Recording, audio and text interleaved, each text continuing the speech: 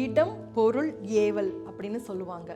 அதுல இடம் அப்படின்றது எவ்வளவு நம்மளுடைய வெற்றிக்கும் நம்மளுடைய வாழ்க்கைக்கும் முக்கியமான ஒரு விஷயம் அப்படின்றத பொருட்பால்ல இடனறிதல் அப்படின்ற ஒரு அதிகாரத்திலேயே திருவள்ளுவர் கொடுத்திருக்காரு. எப்படின்னா, ஒரு முதலை, அந்த முதலை தண்ணீல இருக்கும்போது அதனுடைய வலிமையே வேற. தண்ணிக்குள்ள முதலை இருக்கும்போது வரக்கூடிய அதன் அருகில் இருக்கக்கூடிய எல்லா விலங்குகளையும் ஜெயிக்கக்கூடிய வலிமை அந்த முதலைக்கு இருக்கும்.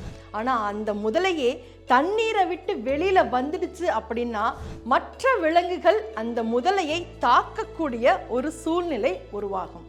அதே மாதிரி ஒரு யானை எடுத்துக்கங்களேன், எவ்வளவு பலம் பொருந்திய யானை ஒரு சேத்துல போய் சிக்கிக்குச்சு அப்படின்னா நரி கூட அந்த யானையை பார்த்து சீண்டி அதை கொன்று விடுமா. அப்ப யாரா இருந்தாலும் இருக்கும் இடத்தை வைத்துதான் அவர்களது வெற்றியும் தோல்வியும் நிர்ணயிக்கப்படுது. அப்ப 3 விஷயத்துல தெளிவா இருக்கணுங்க. ஒண்ணு, நாம இருக்கிற இடம்.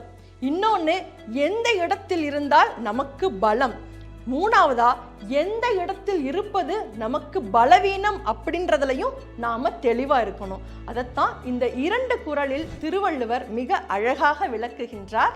நெடும் புனலுள் வெல்லும் முதலை அடும் புனலின் நீங்கின் அதனை பிற காலால் களரில் நரியடும் கண்ணஞ்சா வேளால் முகத்த களிறு.